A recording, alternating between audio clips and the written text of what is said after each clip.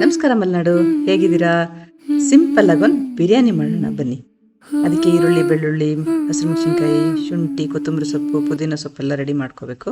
ಚೆನ್ನಾಗಿರೋ ಮಟನ್ ತಂದು ನೀಟಾಗಿ ತೊಳೆದು ಇಟ್ಕೋಬೇಕು. ಆಮೇಲೆ ಗರಂ ಮಸಾಲ ಎಲ್ಲ ರೆಡಿ ಮಾಡಿಕೊಂಡು ಇಟ್ಕೋಬೇಕು. ಸ್ವಲ್ಪ ಏಲಕ್ಕಿ ಜಾಸ್ತಿ.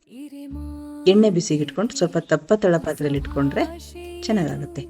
ಎಣ್ಣೆ ಬಿಸಿ ಆದ ತಕ್ಷಣ ಗರಂ ಮಸಾಲ ಏನೇನು ರೆಡಿ ಮಾಡ್ಕೊಂಡಿರ್ತೀರಲ್ಲ, ಚಕ್ಕೆ, ಲವಂಗ, ಚಕ್ರ ಮೊಗ್ಗು, ಏಲಕ್ಕಿ ಎಲ್ಲ ಹಾಕಿ ಬಿಸಿ ಮಾಡಿ ತಕ್ಷಣ ಈರುಳ್ಳಿ ಹಾಕ್ಬಿಟ್ಟು ಚೆನ್ನಾಗಿ ಬಾಡಿಸಿ. ಈರುಳ್ಳಿ ತುಂಬ ಹೊತ್ತು ಬಾಡಬೇಕು.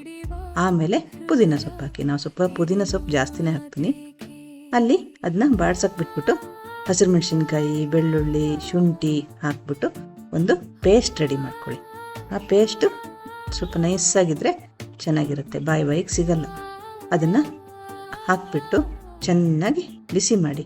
ಜೊತೆಗೆ ಉಪ್ಪು, ಅರಿಶಿಣ ಪುಡಿ ಎಲ್ಲ ಹಾಕ್ಬಿಟ್ಟು ಬೇಯಕ್ಕಿಟ್ಬಿಟ್ಟು ಜೊತೆಗೆ ತಕ್ಷಣ ಟೊಮಟೊ, ಕೊತ್ತಂಬರಿ ಸೊಪ್ಪು ಹಾಕ್ಕೊಂಡು ರುಬ್ಕೊಳ್ಳಿ. ಅದ್ರದ್ದು ಒಂದು ಪೇಸ್ಟ್ ಮಾಡಿಕೊಂಡು ಇಲ್ಲಿ ಚೆನ್ನಾಗಿ ಬಾಡಿರುತ್ತಲ್ಲ ಬೆಳ್ಳುಳ್ಳಿ ಶುಂಠಿ ಪೇಸ್ಟು ಈರುಳ್ಳಿ ಜೊತೆ ಅದಕ್ಕೆ ಸೇರಿಸ್ಕೊಂಬಿಟ್ಟು ಅರಿಶಿಣ ಹಾಕಿ.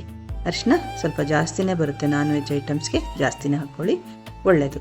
ಆಮೇಲೆ ಬಾಡಿಸ್ಕೊಂಬಿಟ್ಟು ಆ ಮಟನ್ ಅಂತ ರೆಡಿ ಮಾಡಿರ್ತಿರಲ್ಲ ತೊಳೆದು ಅದನ್ನು ಹಾಕಿ ಒಂದು ವಿಷಲ್ ಕೂಗಿಸ್ಕೊಳ್ಳಿ. ನೋಡಿ, ಈ ಥರ ಒಂದು ವಿಷಲ್ ಕೂಗಿದಾಗ ಅದು ಬೆಂದಿರುತ್ತೆ. ಒಂದು ವಿಷಲ್ ಸಾಕು, ಮತ್ತು ಅನ್ನದ ಜೊತೆ ಮತ್ತೆ ಬೇಯುತ್ತಲ್ವಾ. ಆದ್ದರಿಂದ ಇದು ಅಂದರೆ ಕೆಲವು ಮಟನ್ ಬೆಂದಿರಲ್ಲ, ನೀವು ಮುಟ್ಟು ನೋಡಿದ್ರೆ ಗೊತ್ತಾಗುತ್ತೆ. ಆವಾಗ ಇನ್ನೊಂದು ಸ್ವಲ್ಪ ಬೇಯಿಸ್ಕೋಬೇಕು. ನಾನು ಫಾರ್ಚ್ಯೂನ್ದು ಸ್ಪೆಷಲ್ ಬಿರಿಯಾನಿ ರೈಸೇ ಯೂಸ್ ಮಾಡ್ತೀನಿ. ಅದು ಉದುರಾಗಿ ಬರುತ್ತೆ ಮತ್ತು ಒಳ್ಳೆ ಸ್ಮೆಲ್ ಕೊಡುತ್ತೆ ಅದರದ್ದು.